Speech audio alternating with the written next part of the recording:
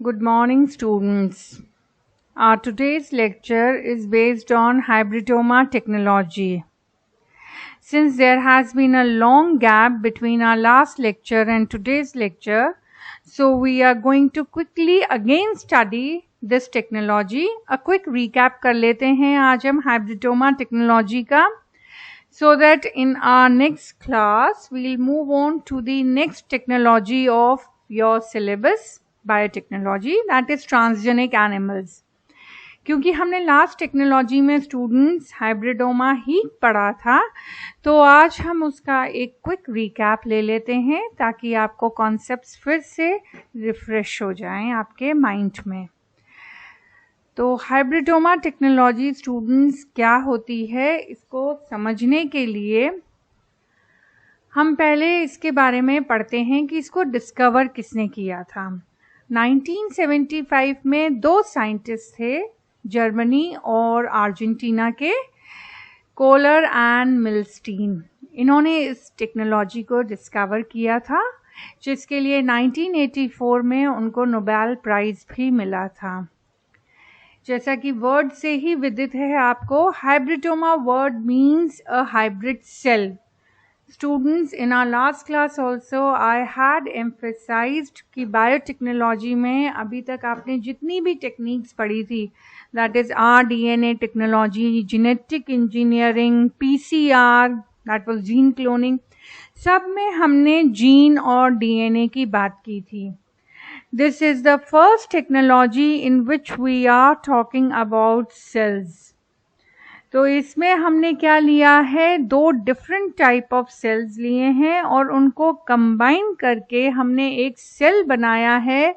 और वो special cell क्या बनाता है, क्यों कंबाइन किया हमने दो डिफरेंट सेल्स को, ताकि इस स्पेशल सेल से हम एक विशिष्ट एंटीबॉडी सिक्रीट करवा सकें, जिनको हम कहते हैं मैब, मोनोक्लोनल एंटीबॉडीज। तो हाइब्रिडोमा टेक्नोलॉजी का प्रिंसिपल क्या है स्टूडेंट, कि हमने इसमें क्या किया, क्योंकि हम दो डिफरेंट सेल्स को कंबाइन करके एक हाइब्रिड सेल बना रहे हैं, तो ये दो डिफरेंट सेल कौन से थे। पहला सेल था हमारा स्प्लीन में से हमने बी सेल्स लिए।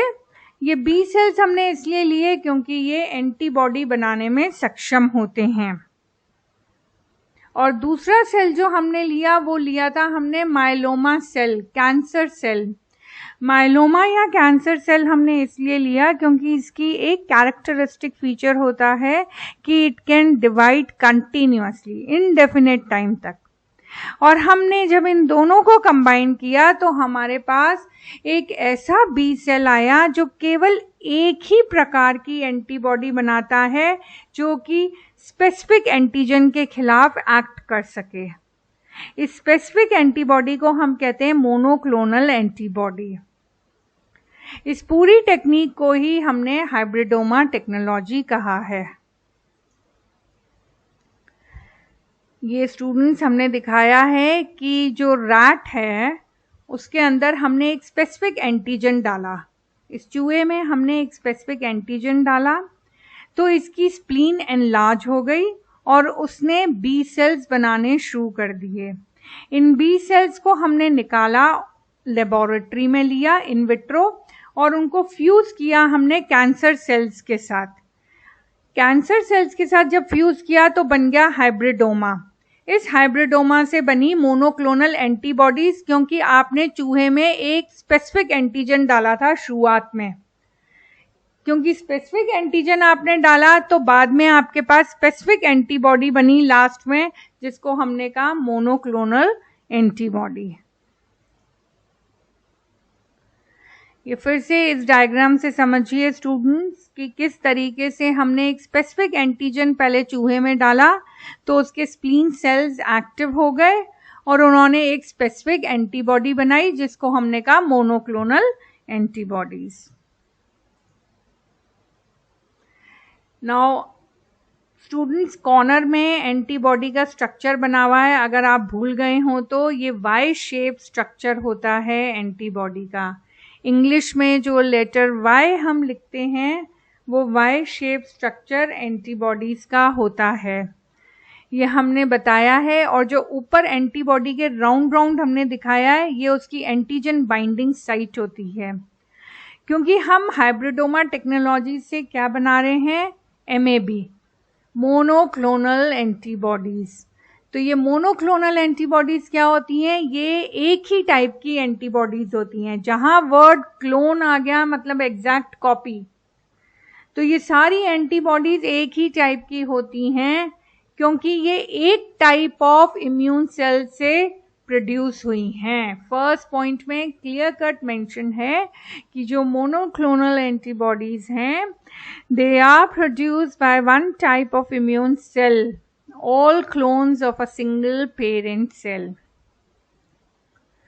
Basically ये प्रोड्यूस होती हैं by white blood cell which is called a plasma cell. तो मोनोक्लोनल एंटीबॉडीज का बहुत जगह पे यूज होता है students. It is use for treatment of cancerous cells and as anti venom, anti snake venom. जब भी किसी को सांप काट लेता है, स्नेक बाइट होता है, तो उसके खिलाफ हमारी बॉडी एंटीबॉडीज नहीं बनाती स्टूडेंट्स, हमें रेडीमेड उसमें एंटी स्नेक वेनम डालना पड़ता है बॉडी में।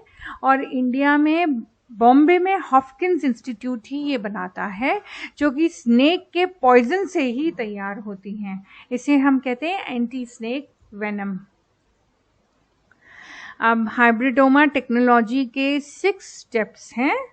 वो 6 स्टेप्स हमने यहाँ मेंशन किए हैं कि सबसे पहले आपने क्या किया, चूहे में एक विशिष्ट एंटीजन डाली ताकि एक विशिष्ट एंटीबॉडी हमें मिल सके।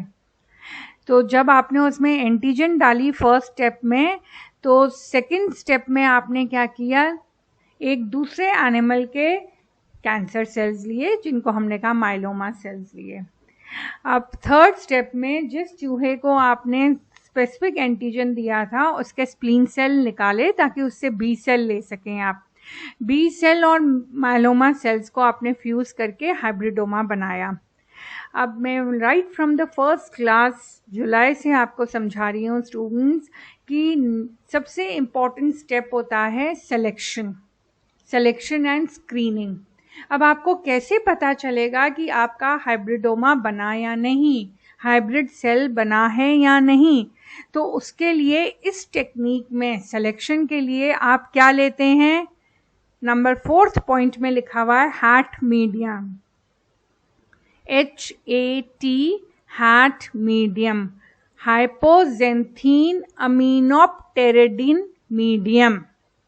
इस मीडियम में जो हाइब्रिडोमा सेल्स होते हैं वो सेलेक्ट हो जाते हैं, और जो अकेले बी सेल्स और अकेले माइलोमा सेल्स होते हैं उनको हम रिजेक्ट कर देते हैं। उसके बाद इन हाइब्रिडोमा सेल्स को हम आइसोलेट करते हैं, अलग करते हैं 5th स्टेप में।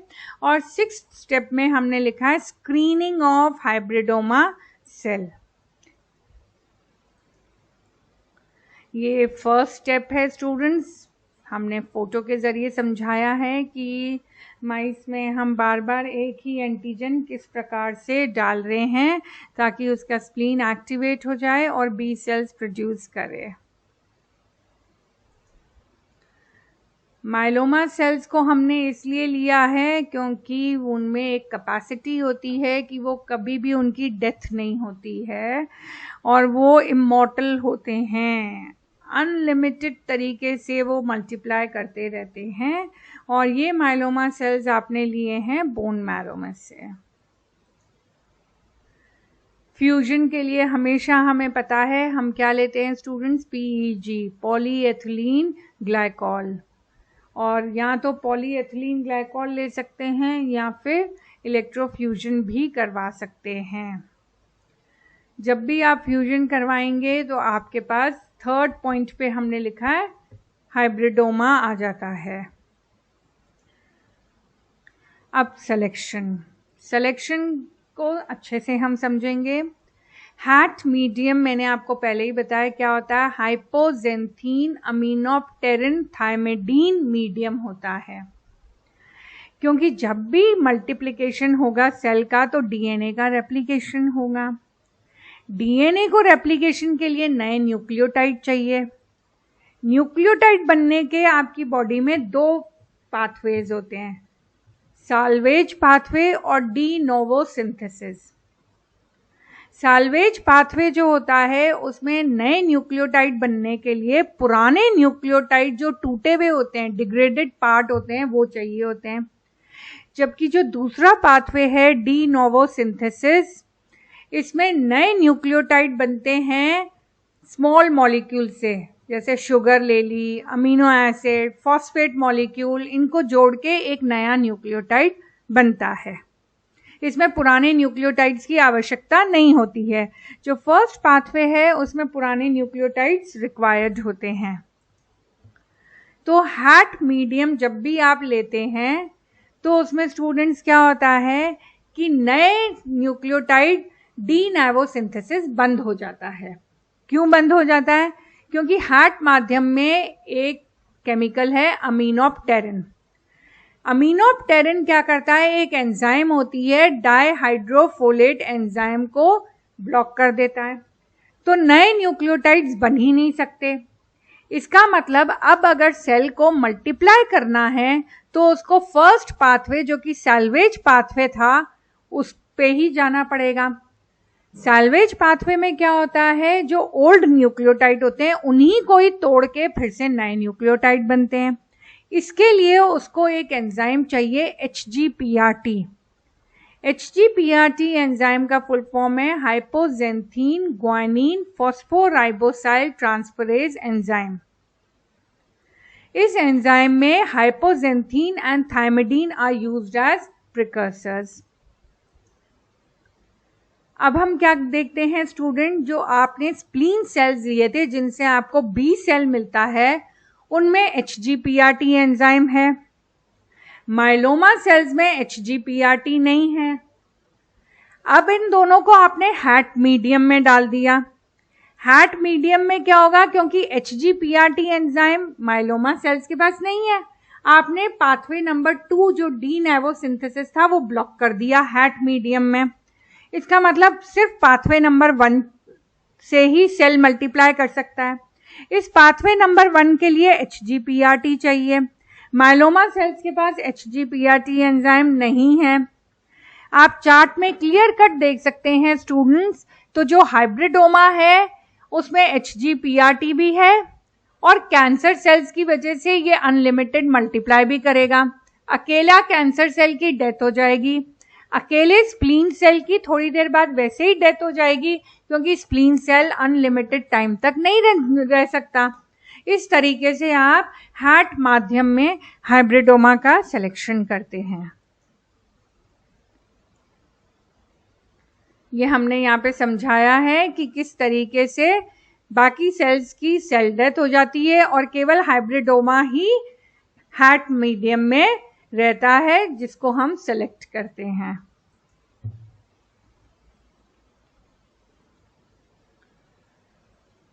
तो हैट मीडियम में आपने उन सेल्स को सेलेक्ट किया जो कि हाइब्रिड सेल्स हैं। स्क्रीनिंग ऑफ हाइब्रिडोमा सेल्स, इसका क्या मतलब होता है स्टूडेंट्स? हम हाइब्रिडोमा सेल्स जो हमें मिले हैट मीडियम से, हम उनको एलाइजा टेस्ट करते हैं। एलाइजा आपको पता है एंजाइम लिंक्ड इम्यूनोसॉर्बेंट एसे होता है। एलाइजा से हम क्या देखते हैं स्टूडेंट्स कि वाकई जो हमारे हाइब्रिडोमा आया है वो काम कर रहा है या नहीं। तो फाइनली हम क्या करते हैं स्टूडेंट्स, जो हाइब्रिडोमा हमने हमारा सेलेक्ट कर लिया था वो मोनोक्लोनल एंटीबॉडी बना रहा है या नहीं, उसको टेस्ट करने के लिए हम स्क्रीनिंग वर्ड यूज करते हैं। इसमें हम एलाइजा टेस्ट लेते हैं। एलाइजा में एंटीजन एंड एंटीबॉडी बाइंड करते हैं तो हमें पता चल जाता है कि yes my hybridoma cell is producing monoclonal antibody. Last step में हम क्या करते हैं, उन हाइब्रिडोमास जो कि एंटीबॉडीज प्रोड्यूस कर रहे हैं उनको मल्टीप्लाई करते हैं इन वीवो या इन विट्रो। इन वीवो मतलब आपने किसी भी एनिमल के अंदर उस हाइब्रिडोमा सेल को इंट्रोड्यूस कर लिया और वो उस एनिमल में मल्टीप्लाई करके एंटीबॉडीज बनाएगा। इन विट्रो मेथड में आप लेबोरेटरी में उस हाइब्रिडोमा सेल का मल्टीप्लिकेशन करवाते हैं ताकि वो एंटीबॉडीज बनाए।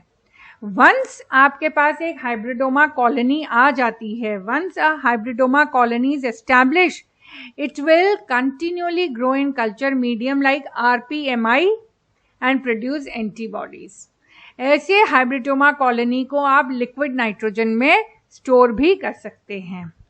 ये लास्ट पिक्चर में स्टूडेंट्स पूरी टेक्निक को क्लियर कट आपको समझाया गया है कि किस तरीके से हाइब्रिडोमा टेक्नोलॉजी से हम मोनोक्लोनल एंटीबॉडीज बनाते हैं। आई थिंक स्टूडेंट्स ये टेक्निक हमने बहुत अच्छे से पढ़ ली है। अब नेक्स्ट क्लास में हम पढ़ेंगे ट्रांसजेनिक एनिमल्स, जो कि हम ट्रांसफेक्शन टेक्निक द्वारा बनाते हैं। Thank you.